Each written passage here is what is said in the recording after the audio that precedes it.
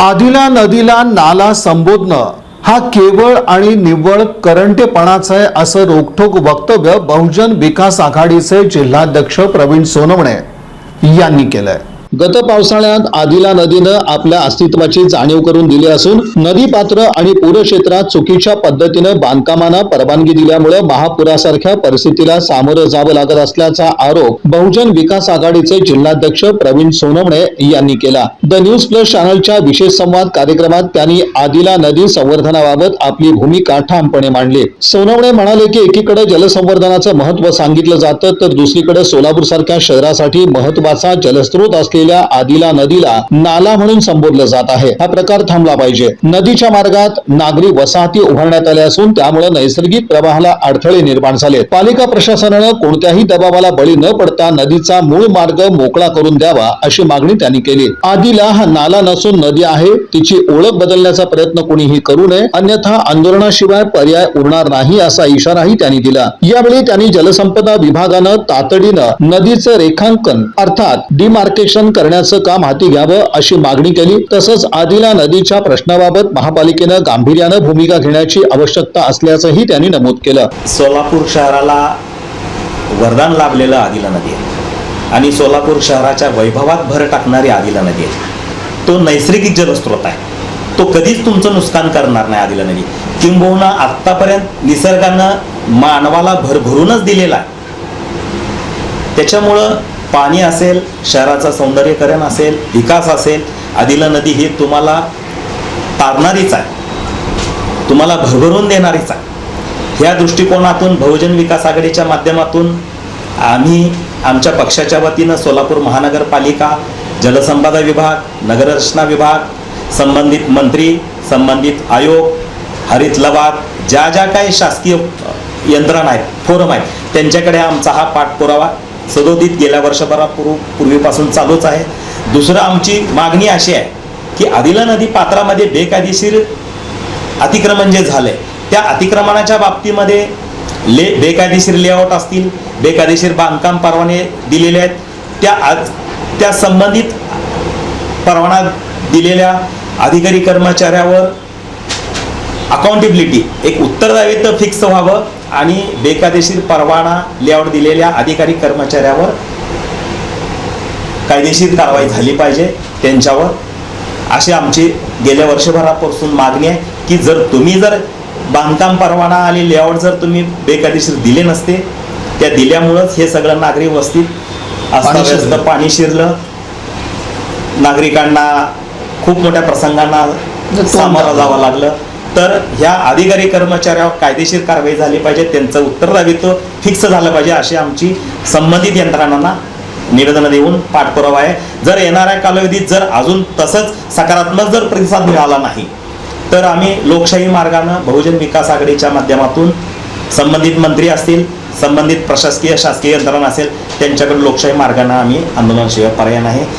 संबंध सोलापूर शहरातल्या पर्यावरणप्रेमी असतील, सामाजिक कार्यकर्ते असतील, एकत्रित त्यांना एकत्र करून सोलापूर शहराच्या विकासासाठी, नैसर्गिक जलस्रोतासाठी आणि जलसंवर्धनासाठी सगळ्यांना एकत्रित येऊन आदिला नदीसाठी आम्ही एक लोकशाही मार्गाने लढा उभारण्याचा माझा मानस आहे। सोन साहेब, तुम्ही ही सगळी भूमिका जाहीर केली, याचबरोबर येते की आपण बोलताना तो खरं तर एक मुद्दा राहिला, बऱ्याच लोकांना असं माहिती नाही की आदिला नदीचं एक उगमस्थान आणि तिचा शेवट हे देखील एक जाणून घेणं अत्यंत महत्त्वाचं आहे। कारण शेवटी या आदिला नदीच्या उगमापासून शेवटपर्यंत जो काही आपला हिप्परगा तलाव येतो त्याचं देखील एक अनन्यसाधारण असं महत्त्व आहे, तो देखील एक पाण्याचा मोठा स्रोत आहे।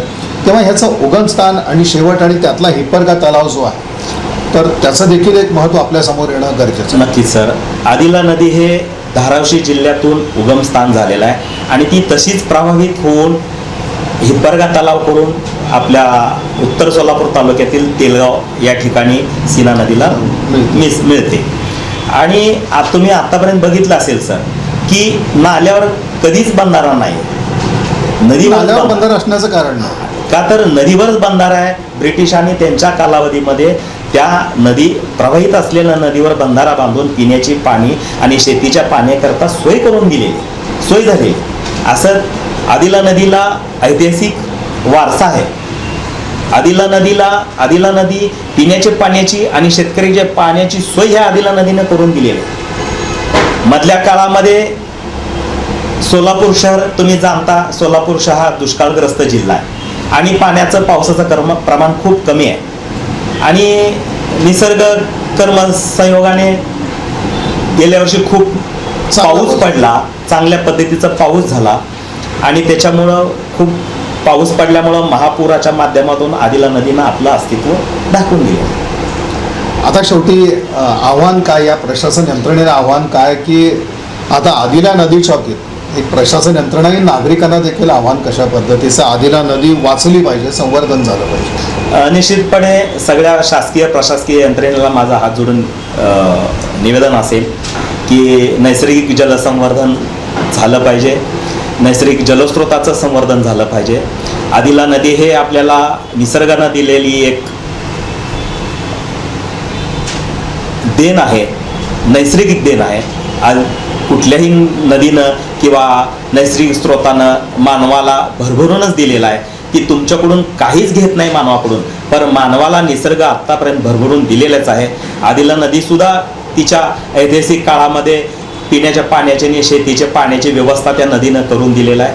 सगळ्या शासकीय प्रशासकीय यंत्रणांना माझी नक्कीच नम्र निवेदन आहे की आदिला नदी ही नदी आहे, ती टिकली पाहिजे, तिचं अस्तित्व टिकलं पाहिजे.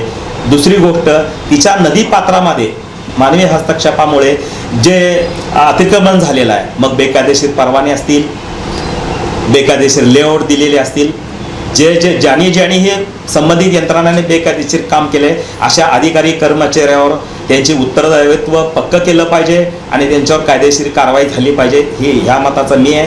दुसरं, हे आदिला नदी हे नैसर्गिक स्रोत टिकलं पाहिजे, तिचं पुनरुज्जीवन झालं पाहिजे आणि शहरामध्ये हे सौंदर्यीकरणासाठी खूप महत्त्वाचं आहे. आपण आपल्या येणाऱ्या पिढीला दाखवून देऊ की सोलापूर शहरात आदिला नदी अस्तित्वात आहे. त्या आदिला नदी हे आपल्या शहरातून गेले आणि ती सौंदर्यीकरण देऊन तुमचं औद्योगिकरणाला भर देईल. आदिला नदी तुमच्या पर्यटनाला चालना देईल आणि तुमच्या पिण्या आणि पाण्याची आणि शेतीच्या पाण्यासाठी ती तुमची व्यवस्था करेल. असं हे मी सोलापूर शहरातील तमाम पर्यावरणप्रेमी सामाजिक कार्यकर्त्यांना सुद्धा माझं निवेदन आहे की आदिला नदीच्या अस्तित्वासाठी आपण एकत्रित आलो पाहिजे आणि संबंधित यंत्रणाला आपण जाब विचारला पाहिजे. गेल्या वर्षी आदिला नदीनं रौद्ररूप धारण करून मानवी हस्तक्षेपामुळं जे काय महापूर येऊन जे जनजीवन विस्कळीत झाले, तशी पुनरावृत्ती या वर्षीच्या पावसाळ्यात सुद्धा होऊ नये. आपण पाहतो की सोलापूर महानगरपालिका पावसाळ्यापूर्वी सगळ्या नाले सफाईचं कामं करते. तशा पद्धतीनं ह्या नदीच्या बाबतीत सुद्धा युद्ध पातळीवर काम झालं पाहिजे. संबंधित जलसंपदा विभाग असेल, नगर रचना विभाग असेल, नगर विकास विभाग असेल किंवा महानगरपालिकेच्या ज्या आपत्कालीन विभागाच्या ज्या यंत्रणा आहेत त्यांनी सुद्धा खडबडून जागा होऊन मागच्या वर्षीची पुनरावृत्ती झाली नाही पाहिजे, अशा पद्धतीनं त्यांनी युद्ध पातळीवर सकारात्मक काम करावं अशी या ठिकाणी माझी सगळ्या शासकीय प्रशासकीय आणि फोरमना माझी नम्र निवेदन असेल. या प्रकरणी बहुजन विकास आघाडीनं हरित लवादाकडे धाव घेतल्याची माहिती देताना सोनवणे म्हणाले की ब्रिटिशकालीन नोंदीपासून या जलप्रवाहाचा उल्लेख आदिला रिव्हर अर्थात आदिला नदी असा आहे. असं असताना काही मोजक्या बांधकाम व्यावसायिकांच्या हितासाठी नदीला नाल्याचं स्वरूप देण्याचा प्रयत्न होत असेल तर ते सोलापूरच्या पर्यावरणीय हिताला बाधा पोहोचवणारं आणि दुर्दैवी आहे. आदिला नदीचं संवर्धन आणि संरक्षण करण्यासाठी सोलापूरकरांनी पुढाकार घेण्याचं आवाहनही त्यांनी यावेळी केलं. या बातमीपत्राचे प्रमुख प्रायोजक प्लॅटिनम मॉल इंद्रधनु सोलापूर.